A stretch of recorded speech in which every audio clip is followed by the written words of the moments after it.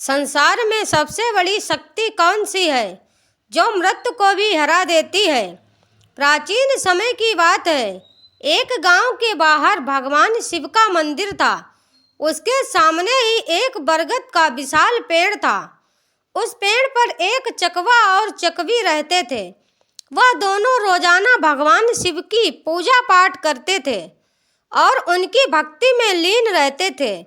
एक दिन चकवी ने चकवा से पूछा, हे स्वामी, मेरे मन में कई दिनों से 3 प्रश्न उठ रहे हैं। आज मैं तुमसे इन तीनों प्रश्नों के उत्तर जानना चाहती हूँ। मेरा पहला प्रश्न है, इस संसार में सबसे बड़ी शक्ति कौन सी है जो मृत्यु को भी हरा देती है। मेरा दूसरा प्रश्न है, सबसे बड़ा दान क्या है। और मेरा तीसरा प्रश्न है, सबसे बड़ा धर्म क्या है।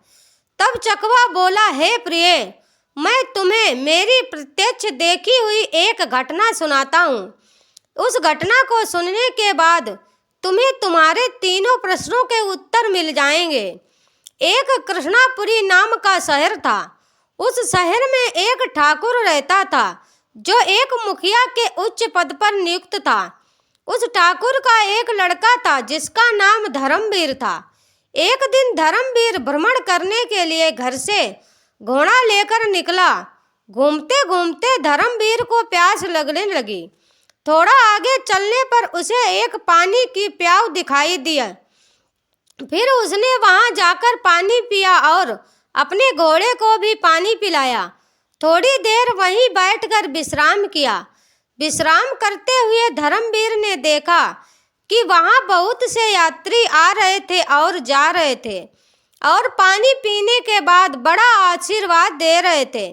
बहुत ही अच्छा काम कर रहा है यह पानी पिलाने वाला। पानी पिलाने वाले को भगवान हमेशा प्रसन्न रखे, यह आशीर्वाद राहगीर देते जा रहे थे। इस बात को धर्मवीर सुन रहा था। धर्मवीर सोचने लगा कि मैं भी एक प्याऊ खोलूंगा और वहां मैं हाजिर होकर आने जाने वाले राहगीरों को पानी पिलाऊंगा। यह सोचकर धर्मवीर घर चला गया और उसने अपने पिता मुखिया से कहने लगा, पिताजी, मुझे किसी काम के लिए आपकी मदद चाहिए। तो ठाकुर कहने लगा, क्यों बेटे, क्या काम है। तब धर्मवीर ने कहा कि पिताजी, मैं पानी पिलाने के लिए एक प्याऊ खोलना चाहता हूँ। तो ठाकुर कहने लगा, हमारे घर में क्या कमी है, मैं एक प्याऊ खुदवा दूंगा और उस पर एक नौकर रख देंगे। तो धर्मवीर उस ठाकुर से कहने लगा, नहीं पिताजी, मैं अपने हाथों से पानी पिलाऊंगा। पिता पुत्र की बात मान लेता है और धर्मवीर के लिए पानी की प्याऊ की व्यवस्था करवा देता है।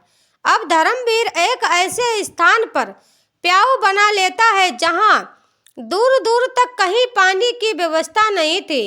वह उस रास्ते पर जितने भी राहगीर आते जाते थे पानी पीकर आगे बढ़ जाते। फिर एक दिन 4 यमदूत एक मनुष्य की आत्मा को लेकर धर्मवीर के पड़ोसी गांव से जा रहे थे। चारों को प्यास लगी तो अपना भेष बदलकर वहां जाकर उन्होंने पानी पिया। पानी पीने के बाद चारों यमदूत उस आत्मा को लेकर चले जाते हैं। उसके बाद जब भी यमदूत उस क्षेत्र में आते तो उस धर्मवीर के प्याऊ पर पानी पीकर जाते। फिर एक दिन धर्मवीर ने जब उन्हें देखा तो कहने लगा, भाई, तुम 4 दिन पहले यहाँ आए थे, तुम अब कहाँ जा रहे हो और तुम कौन हो। तब वह चारों कहने लगे कि हम व्यापार करते हैं और इस रास्ते से 2-4 दिन में आते जाते हैं।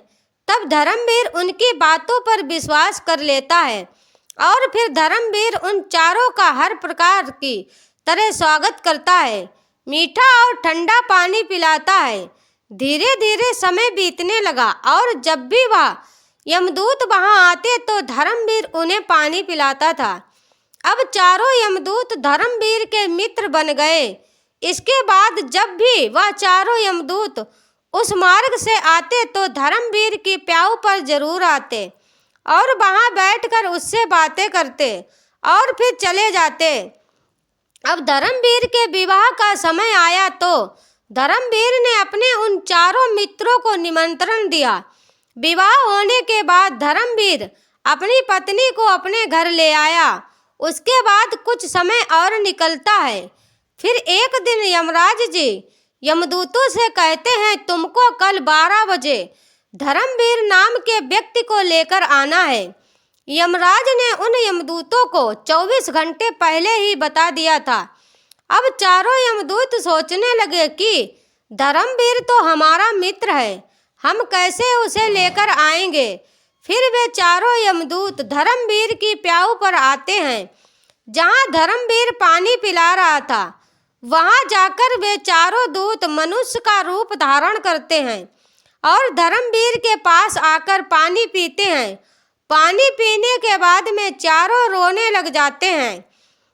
तब धर्मवीर उन्हें रोता देखकर उनसे पूछता है, हे मित्रों, तुम सब क्यों रो रहे हो? तुम बताओ, मैं इस क्षेत्र के ठाकुर का पुत्र हूँ। अगर तुम्हें किसी ने सताया है तो मैं उसे दंडित जरूर करूँगा। फिर उनमें से कोई जवाब नहीं देता है। चारों एक दूसरे को देखने लगते हैं। उनमें से सबसे छोटा वाला यमदूत सबसे ज़्यादा रो रहा था। धर्मवीर उससे कहता है, मुझे बताओ कि तुम क्यों रो रहे हो, आखिर हुआ क्या है? फिर वह छोटा वाला यमदूत कहता है, मित्र, क्या बताऊं, हम चारों कोई मनुष्य नहीं हैं, हम चारों यमदूत हैं। हम जब भी इस क्षेत्र से किसी आत्मा को लेकर जाते थे तो तुम्हारे प्याऊ पर पानी पीने के लिए आ जाते थे और धीरे धीरे तुमसे हमारी मित्रता हो गई। यह सुनकर धर्मवीर भयभीत हो गया। फिर सबसे छोटा यमदूत कहने लगा, हे मित्र, आज ठीक 12 बजे तुम मृत्यु को प्राप्त हो जाओगे। हमारे मित्रता के मोह के कारण ही हमें रोना आ रहा है। यमराज ने हमें आज्ञा दी है कि मैं सर्प बनकर तुम्हारे सिर पर डसूंगा और यह जो 3 मेरे बड़े भाई हैं, यह तुम्हारे प्राणों को लेकर चले जाएंगे। फिर धर्मवीर कहने लगा, मित्र, जब मेरी मृत्यु का समय आ ही चुका है तो तुम्हारे रोने से क्या लाभ? इसमें भला तुम भी क्या कर सकते हो? मैं मृत्यु से नहीं डरता, मैं तुम्हारे साथ चलने के लिए तैयार हूँ। फिर छोटा यमदूत कहता है, सबसे ज़्यादा स्नेह तुमसे मैं ही करता हूँ, परंतु क्या करूँ, संयोग बस मुझे यह जिम्मेदारी मिली है कि मैं तुम्हें डस लूँगा और तुम्हारी मृत्यु मेरे ही हाथों से होगी। तब धर्मवीर कहने लगा, ठीक है मित्र, कोई बात नहीं, जो जहाँ आया है उसे एक न एक दिन तो जाना ही पड़ेगा, मृत्यु को कोई नहीं टाल सकता। फिर वह छोटा यमदूत कहता है, देखो धर्मवीर, ठीक 12 बजे से 10 मिनट पहले हम चारों यमदूत तुम्हारे घर की सीढ़ियों पर बैठ जाएंगे और 10 मिनट बाद तुम्हें ले जाएंगे। इतना कहकर वे चारों यमदूत अदृश्य हो गए। धर्मवीर फिर थोड़ा सा घबराया और अपने घर को चल दिया। उसने रात को वह बात अपनी पत्नी से नहीं बताई और इंतजार करने लगा कि कब 12 बजेंगे। और जब 12 बजने का समय नज़दीक आया तो वह छोटा वाला यमदूत सर्प का रूप धारण कर लेता है और सीढ़ियों पर जाकर बैठ जाता है।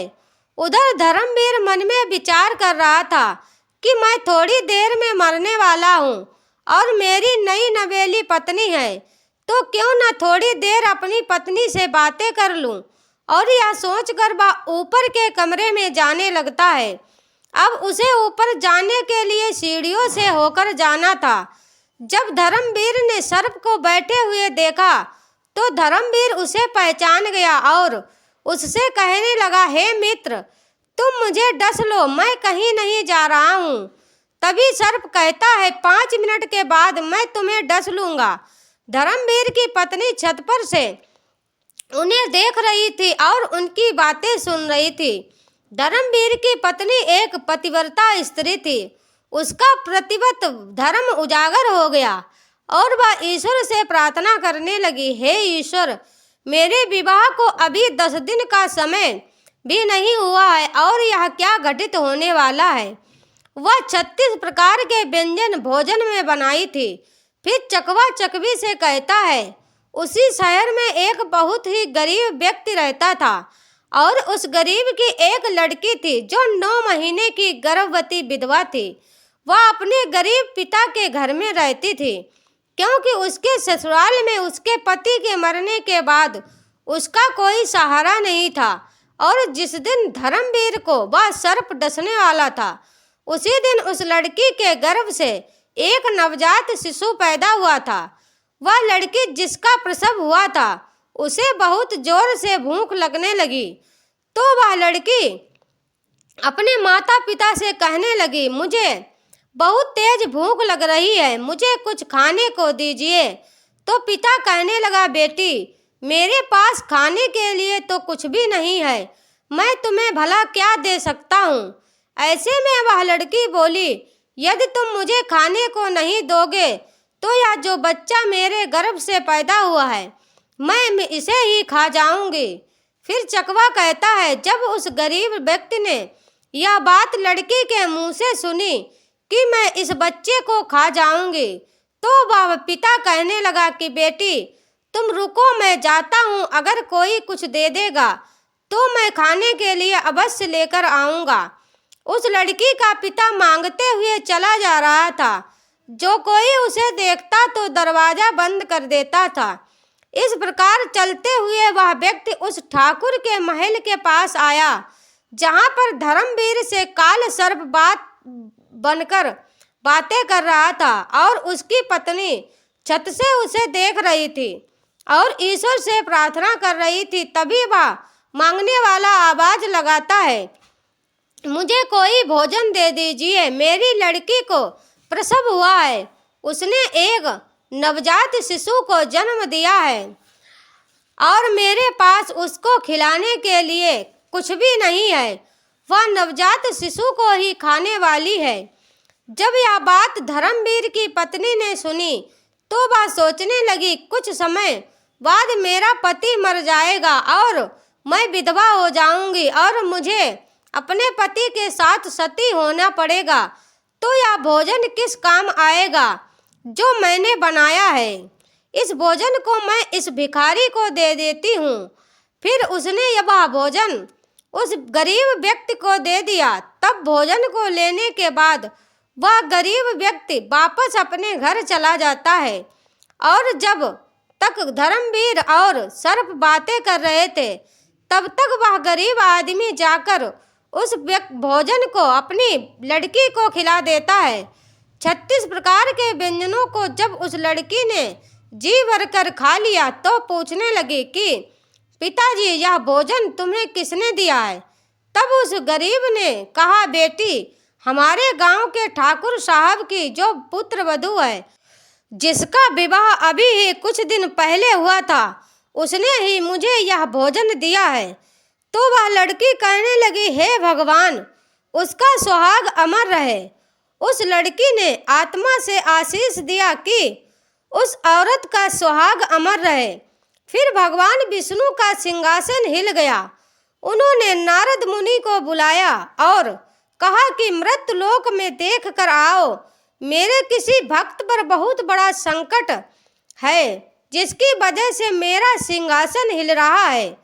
तब नारद मुनि भगवान विष्णु की आज्ञा अनुसार देखते हैं कि भगवान विष्णु का सिंहासन क्यों हिल रहा है। नारद मुनि देखकर बताते हैं कि एक बिल्कुल भूखी आत्मा जिसने कुछ समय पहले एक नवजात शिशु को जन्म दिया था, वह भूख से व्याकुल थी। उसको भोजन मिलने के कारण उसने अंतर आत्मा से यह कह दिया है कि भोजन देने वाली औरत का सुहाग अमर रहे, अर्थात उसका पति जीवित रहे। और उधर यमराज ने उसके पति के प्राण लेने के लिए यमदूतों को भेज दिया है। वह बस 10 मिनट बाद ही उसके प्राण लेने वाले हैं। फिर नारद मुनि भगवान विष्णु से कहते हैं, हे प्रभु, प्रकृति के नियमों के अनुसार धर्मवीर की मृत्यु का समय आ गया है और उसे लेने के लिए यमदूत उसके घर पर बैठे हुए हैं। और उधर एक भूखी दिव्य आत्मा ने अपनी संपूर्ण शक्ति से धर्मवीर की पत्नी को आशीष दे दिया है कि उस औरत का सुहाग अमर रहे। फिर भगवान विष्णु कहने लगे, मुझे उस आत्मा का मान रखना पड़ेगा, चाहे मेरे कार्य में परिवर्तन ही क्यों न हो जाए। भगवान विष्णु अपने भक्त की रक्षा करने के लिए उस प्रसव वाली लड़की की आत्मा के वचन को उस धर्मवीर पर कवच बनाकर डाल देते हैं। तब तक घड़ी में 12 बजने में 5 मिनट बाकी थे। तब धर्मवीर उससे कहने लगा, हे मित्र, अब तुम मुझे डस लो और मैं तुम्हारे साथ चलने के लिए तैयार हूँ। फिर उस सर्प ने धर्मवीर को डस लिया और फिर सोचने लगा कि 5 मिनट में धर्मवीर मर जाएगा। लेकिन 5 मिनट बाद भी उस धर्मवीर को कुछ नहीं हुआ। सर्प कहने लगा, हे मित्र, क्या तुम्हें कुछ हो रहा है? धर्मवीर कहने लगा, मित्र, मुझे कुछ नहीं हुआ है। फिर सर्प ने उसके ऊपर तीव्र विशाल से प्रहार किया, परंतु उस धर्मवीर की रक्षा स्वयं भगवान विष्णु कर रहे थे, जिस कारण से काल सर्प के विष का असर धर्मवीर पर नहीं हुआ। फिर धर्मवीर सर्प से कहने लगा, हे मित्र, तुम मुझे पूरी ताकत से डसो। फिर काल सर्प पूरी शक्ति से धर्मवीर को डसा, परंतु धर्मवीर का बाल भी बांका नहीं हुआ। धर्मवीर को जीवित देखकर चारों यमदूत हक्के बक्के रह गए और कहने लगे, हमें इसके लिए यमराज जी के पास जाना पड़ेगा। फिर वह चारों यमराज जी के पास पहुंच गए और यमराज से कहने लगे, हे यमराज, हमें बहुत प्रयास किया, परंतु उस धर्मवीर नामक व्यक्ति पर जहर का कोई असर नहीं हुआ।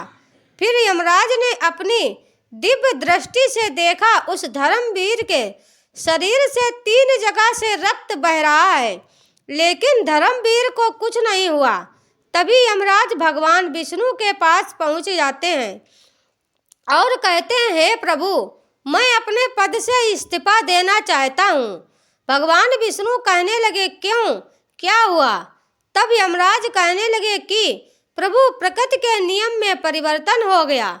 जिस व्यक्ति की मृत्यु का समय आया था, 3 बार प्रहार भी नहीं मार रहा है, इसका क्या कारण है?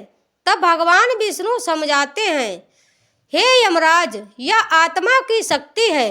भगवान विष्णु कहते हैं, यदि कोई व्यक्ति अपनी अंतर आत्मा से किसी दूसरे व्यक्ति को आशीष या श्राप दे देता है, तो उसको झूठा करने की शक्ति मेरे अंदर भी नहीं होती है, चाहे फिर मुझे उसके लिए प्रकृति के नियमों में ही परिवर्तन क्यों न करना पड़े। फिर भगवान विष्णु कहते हैं, यमराज, जरा ध्यान से देखिए, एक ऐसी गरीब औरत जिसका पति उसे महीनों पहले ही छोड़कर मर गया हो, तो अपने पिता के पास रह रही हो और पिता के पास भी खाने को कुछ नहीं मिले, जिसने कुछ समय पहले ही बच्चे को जन्म दिया था, उसकी आत्मा भोजन के लिए तड़प रही थी। वह अपने नवजात बच्चे को खाने को तैयार थी और उसको भोजन उपलब्ध कराया। उस धर्मवीर की पत्नी ने, उस औरत ने उसे ऐसा आशीष दिया कि उसका सुहाग अमर हो जाए। मुझ में विलीन होकर जो व्यक्ति आशीष या श्राप देता है, मैं उसके वचन को कभी झूठा नहीं होने देता हूँ। यमराज, इसीलिए तुम्हें धर्मवीर की आयु 100 वर्ष और बढ़ानी होगी। फिर यमराज धर्मवीर की आयु को 100 वर्ष बढ़ा देते हैं। फिर चकवा कहता है, तुम्हारा पहला प्रश्न था कि संसार में सबसे बड़ी शक्ति कौन सी है जो मृत्यु को भी हरा देती है? तो समझ लो, सबसे बड़ी शक्ति होती है आत्मा की शक्ति। यदि कोई व्यक्ति आत्मा से आशीर्वाद दे या श्राप दे, तो उसे ईश्वर भी टाल नहीं सकता। तुम्हारा दूसरा प्रश्न था कि सबसे बड़ा दान क्या है? तो समझ लो, हमें अन्न का दान करना चाहिए। अन्न का दान सबसे बड़ा दान माना जाता है। भूखे को भोजन कराना सबसे बड़ा दान होता है। तुम्हारा तीसरा प्रश्न था कि सबसे बड़ा धर्म क्या है? तो समझ लो, जहाँ जिस चीज की आवश्यकता हो उस स्थान पर दिया गया दान सबसे बड़ा धर्म होता है। उससे बड़ा कोई धर्म नहीं होता है। और जहाँ आवश्यकता है वहाँ आप दान दीजिए। उस समय उससे बड़ा कोई धर्म नहीं होता है। जहाँ पर आवश्यकता नहीं है उस समय पर आप दान कर रहे हो तो वह दान बड़ा नहीं होगा। बिना आवश्यकता के आपका लाखों रुपए का दान भी बेकार चला जाएगा। श्री हरि विष्णु जी महाराज की जय। वीडियो अगर अच्छी लगी हो तो वीडियो लाइक करें और शेयर करें। देखने के लिए हमारे चैनल को सब्सक्राइब जरूर करें। आप सभी का धन्यवाद। राधे राधे। जय श्री कृष्णा। हर हर महादेव।